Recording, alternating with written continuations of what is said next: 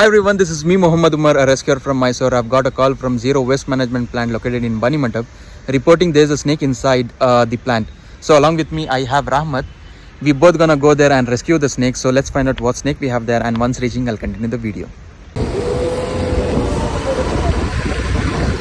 ಇಲ್ಲ ಎಷ್ಟು ಉದ್ದ ಇದೆ ಸರ್? ಹಾಂ, ಉದ್ದ ಇದೆಯಾ?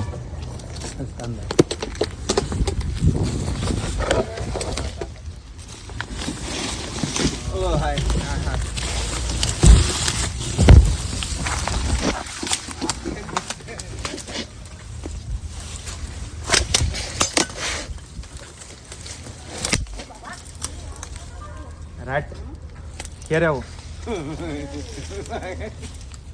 ಇರಲಿ ಬಿಡಿ, ಇದು ಕೆರೆವು ಏನು ತೊಂದರೆ ಇಲ್ಲ. ಇದರಲ್ಲಿ ಇಲಿಗಳು ತಿನ್ಕೊಂಡಿರತ್ತ ಇಲ್ಲ.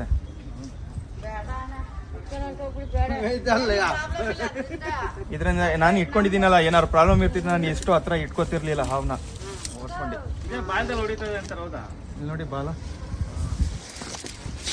ಅದೆಲ್ಲ ಮೂಢನಂಬಿಕೆ ಅದ.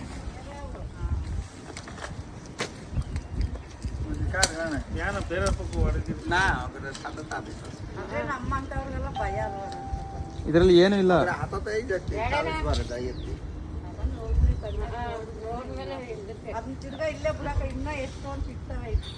ಇಲ್ಲಿವೆ ಈಗ ನೋಡಿ, ಈಗ ಕೇರೆ ಅವು ಇಲ್ಲ ಅಂದ್ರೆ ಇಲಿಗಳ ಕಾಟ ಜಾಸ್ತಿ ಆಗ್ಬಿಡುತ್ತೆ. ತೊಂದರೆ ಆಗೋದು ಯಾರಿಗೆ? ನಮ್ಗೇನ ಜಾಸ್ತಿ. ಅದರಿಂದ ರೋಗಗಳು ಬರುತ್ತೆ. ಆ ರೋಗಗಳು ಬರಬಾರ್ದಂದ್ರೆ ಅದು ಕಂಟ್ರೋಲಲ್ಲಿ ಇರಬೇಕಂದ್ರೆ ಈ ಹಾವು ಇರಬೇಕು. ನೋಡಕ್ಕೆ ನಾಗರಾವ್ ತರ ಕಾಣಿಸುತ್ತೆ.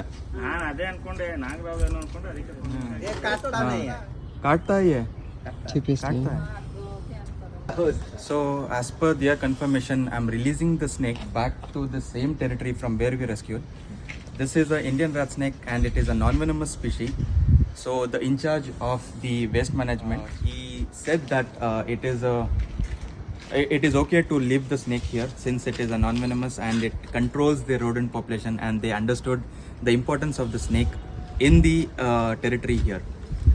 So let's release the snake. Anna bidbilla ini mutana na onse mutela.